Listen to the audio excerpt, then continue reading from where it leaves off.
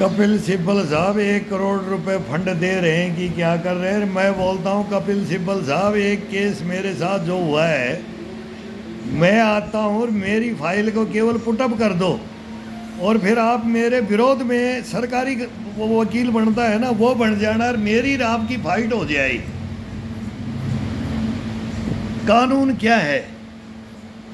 कानून तो आप खरीद लेते हो पैसे वाले, तुम्हारी तो ये चीफ जस्टिस है, ये सुनते हैं सब मालूम है ये कार्रवाइयाँ, कौन कितना वकील, बड़ा वकील और कितने करोड़ लेते हो और कितने। फिर तो मैं 10 करोड़ रुपए हिंदुस्तान से भीख मांग करके दे दूंगा। मैं हाथ नहीं जोड़ा आज तक, हाथ जोड़ दूंगा। मैं जीत करके हाथ जोड़ना चाहता था, लेकिन मैं पहले जोड़ लूंगा कि कपिल सिब्बल को 10 करोड़ दूंगा और मेरे को हरा करके दिखा दे। ये थोड़ी है वो तो, और वो कैसे जीत जाते थे, उग्रवादी कैसे जीत जाते थे, राम जेठमलानी कैसे जीता देता था, हमारे को नहीं पता है। उसमें से कि कुछ हिस्सा कहाँ जाएगा, कुछ हिस्सा कहाँ जाएगा, तो सब जाता है। फिर पैसे की माया है, अंधा कानून है हिंदुस्तान में। वो पट्टी नहीं खुली, वो खोल के गए ना, पट्टी नहीं खुली है। मैं 2 जज तो बच्चियों को तो जज बैठा देते हो, ऐसे हड़ा करके बैठा देते हो कि जल्दी से जल्दी सुप्रीम कोर्ट हाई कोर्ट कर लो, आ जाओ, देर मत लगाओ, नहीं तो देर होगा तो फिर अंधेर हो जाएगा।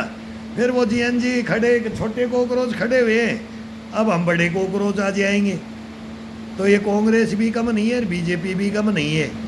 तो ये पहले कांग्रेस कर लेती ना, जो आज अब नरेंद्र मोदी को बोल रहे, जो 2014 में बिल ले आना था, तो तुम ही ले आना था ना, पहले आज़ाद होते ही ले आना था ना, कि सारा हम बता रहे बीएड एक जगह बता देंगे, कहाँ झूठी सर्टिफिकेट मिलती है, कहाँ नौकरी मिलती है, कहाँ बीएड करवाते हैं। सारा हिंदुस्तान देखे हमने, तुमने भी, तुम चलाते तुम हो, देखते हमें, सारा हमारा लेते हो फोर्सों का और हम तुम्हारा सहारा देते हैं। क्या करें, बोल लें तो तुम गर्दन काट देते हो, पेट पे लात मार देते हो। 25-25 साल की, 20-20 साल की, 15-15 साल की नौकरियों को खा जाते हो। ये जवान कहाँ जाएं? चंबल में डकैत बने, बैंक लूटे। मैं तो सोचता हूँ एक दफ़ा बैंक, सरकारी बैंक लूटूँ और गन गुन लेता हूँ, मैं इन बच्चों से लेता हूँ दिहाड़ से, या गैंगवार अपने वो बिश्नोई है, मैं बोलूँगा बॉम्बे गैंग में मेरे को भी ले ले यार, कोई अच्छा जाए, एक सुपारी बढ़िया सी दे दे, मैं भी, मैं भाई ये तू बोलेगा ना वहाँ फायर डाल दूंगा। मर्डर तो भाई करते नहीं तुम, अरे कौन सा शीशा तोड़ना है यार, कान की बगल से निकाल दूंगा डराने के लिए, इतना कर दूंगा, इतना तगड़ा स्नाइपर शूटर हूँ मैं। और क्या किया तुमने देश में, क्या गद्दारी मचा रखी है हिंदुस्तान में। हमारे बाप ने अब उसको को देखते नहीं, 3 युद्ध क्यों लड़े। मेरे ससुर को बोलूँ तू क्यों 2 युद्ध लड़ करके तू क्यों 4 पाई काटी इस देश के लिए। तुम्हारे को चमन्नी अठन्नी मिली, चमन्नी अठन्नी नहीं मिली उनको।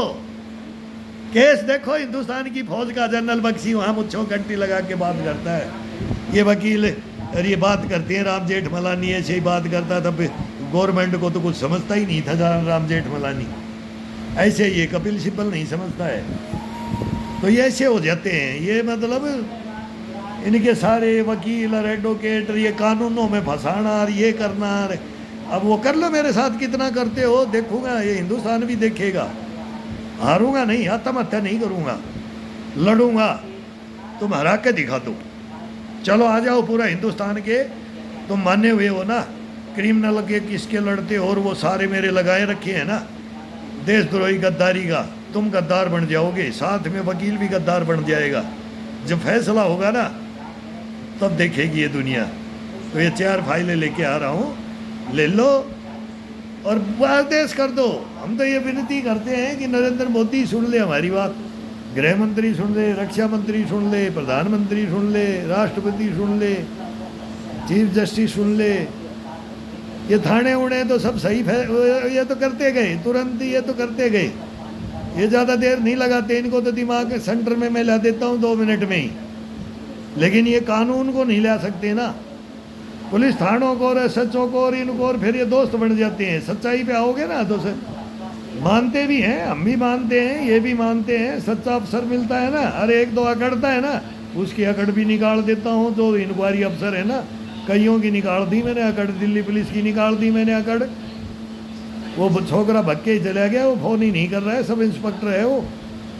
मगर बेटा तेरे को पता नहीं है तू किससे रिश्वत मांग रहा है। जल्लाद हूँ मैं, जल्लाद।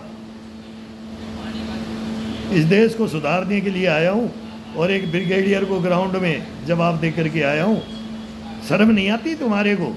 यहाँ मैंने बोला जयपुर के अंदर उस इंक्वायरी अफसर को, आप वो मेरे सामने नीची गर्दन करता है, एक हौलदार को लगाया था, किसी को भी दे देते हैं। वहाँ दिल्ली में सब इंस्पेक्टर को लगाया था, यहाँ से एक हौलदार को लगाया, और अब वो सब इंस्पेक्टर बन के भी नीची गर्दन करके बात करके बैठता है मेरे पास। क्यों? तुम तो नोटिस के नोटिस उसको पकड़ाते हो, और मैं उसको बोलता हूँ भाई साहब चाय ले लो, चाय ले लो। शर्म का मारा क्या बोलता है, रेस्पेक्ट करता है कि भाई अरे आदमी, कोई नहीं, उसकी गलती नहीं थी। ये मतलब भाई इन्होंने हिंदुस्तान में गदर मचा रखा है इन थानों ने। हिंदुस्तान के थानों की बंदी है, इतना तो देना ही पड़ेगा। रोड पे ट्रैफिक पुलिस को इतना तो क्लोज करना ही पड़ेगा। तो ये तो देवीलाल से कर गया शुरू से, वहाँ से भाई गाड़ियों को पकड़ो, 3 दिन के अंदर तनख्वाह भेड़ी करते थे तम्बाकू के पैसे की। देवीलाल भाई तनख्वाह देने के, बूढ़ों का तनख्वाह देने का टाइम आ गया तो चालान कटेंगे। ये काम होगा तो यहाँ से धन आएगा। लूट खसोट फिर ये मस्ती है ना, तो ये पब्लिक भी फिर मचाने लगती है। फिर ये पुलिस और ज़्यादा मचाएगी, पटवारी और ज़्यादा मचाएंगे, कानून को तहसीलदार और ये कलेक्टर, मैं सबके पास जाता हूँ। जो कलेक्टर बढ़िया मिलता है तो बढ़िया, और गलत मिलता है तो गलत। एक SDM नया लड़का गलत मिल गया तो मैं सीधा कलेक्टर के पास चला गया, जा करके मैं पकड़ लेटर पढ़ते ही फिर ये सोचते हैं कि कैसे कर दी, कैसे चले गए उनके पास, तो काट ले खुंद कितनी काटते हैं। अभी तो बेटा हो नए नए आए हो, चक्कर में मत फंस जाना। हम देशद्रोही नहीं, गद्दार नहीं। तुम हमारा इतिहास पढ़ोगे ना, लेकिन गद्दार घोषित कर रखा है, देशद्रोही गुंडा मवाली डिफॉल्टर घोषित कर देते हैं, फिर क्या करोगी? तो ये तो देश बताएगा ना तुम कैसे किया, कैसे इनको। हम ये बचाते हैं जान, किसी की लेते नहीं है। भाई बोल तू मेरे को क्यों झगड़ा करना चाहता है, मेरी गलती है, हाथ जोड़ लो यार, गलती होगी तो माफ़ कर यार, थप्पी मार दे यार पीठ पे, सिर पे फेर दे हाथ यार, भाई तो है यार, इंसान ही तो है, गलतियाँ हो जाती हैं। और गलती को ना मानने ना बहुत गलत है, फिर रास्ता छोड़ना पड़ता है, रूह कांप जाती है, फिर कब क्या किया जाए। इतनी बड़ी गलतियां जब माफ़ कर दोगे ना, तो अब मेरे को खुशी है मैंने माफ़ नहीं किया इसको। सो गया मैं कब्र में। ब्रिगेडियर अनिल कामले नपुंसक था तू, गद्दार था तू हिंदुस्तान का, कसम भगवान की गद्दार। बोल ऐसा गद्दार था कि नहीं? अरे तेरी बीबी बच्चों के मैं अंडर गारमेंट्स लेकर के दिए थे तेने करोल बाग से, कहाँ मैं चक्कर काटा दिल्ली में, यही कंपनी।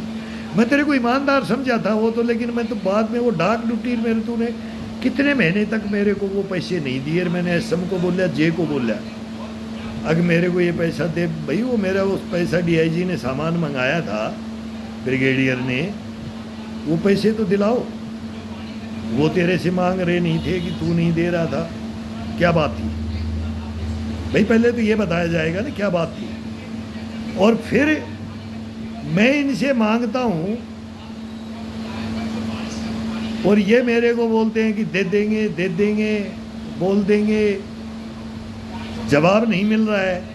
तो तेरे पास क्या, तेरी बीबी के, तेरे बच्चों के कपड़ों के भी पैसे नहीं थे? तू एक जवान को ही खाना चाहता था क्या?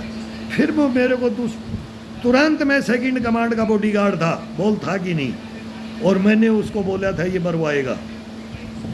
और उसके बच्चों के साथ मेरे को, और एक बार तो इन्होंने प्रोटेक्शन में भी मैं बोला था कि बढ़ा लो प्रोटेक्शन, लेकिन वो भी नहीं डरते थे इसे। इनकी आपस में नहीं बढ़ती थी, दो एडजुटेंट थे, दोनों की नहीं बढ़ती थी। और एक पिट्ठू था, वो मेरा इंक्वायरी अफसर बना, वो इसका दल्ला, मगर लिख ले, क्या क्या लिखेगा, साइन कर दूंगा। मगर तू फंस गया, मगर ये भी फंस गया, तू भी फंस गया, अब तुम्हारे को नहीं छोड़ूंगा। मैं दूसरों से केस लड़वाया, मैं नहीं गया, मैं केस नहीं लड़ा। फिर एक बार तो मैं वो सब बोले बोले यार अब इसको देखेंगे। मैं बोला यार आप देखेगा ना, फिर ये मार देगा। पावर है ऊपर की, तुम्हारे ऊपर की पावर नहीं है, मेरे ऊपर की पावर है। मैं सदा नामी नोट रहा हूँ और अब मैं छोड़ता हूँ। आईजी ने 1 लाख मांगा, हम उसका भी मुंह भरते, भाई कहीं से लाते। वहाँ से ये 50 मांगता था, यहाँ आईजी 1 लाख मांगता था सीजीओ कम्प्लेक्स में। फिर मेरे वकील ने 2 हवलदारों का मैंने केस करवाया, उनको केस जितवाया, मैं कब्र में सो गया। और 60 साल पूरा होते ही मैं नोएडा मीडिया में चला गया। अब को ये फाइल ले लो इन गद्दारों की। ये जेएनयू में डफली कैसे बजी, ये जेएनयू में कन्हैया कुमार और खालिद कैसे भी पार्टी ये डफलियाँ बजी हैं, और ये अनिल कामरे ब्रिगेडियर कौन है। अब ये बात सुनते ही ये मैं बोला ये डीआईजी कौन है वहाँ, ये नेता मारे गए जब क्या हुआ।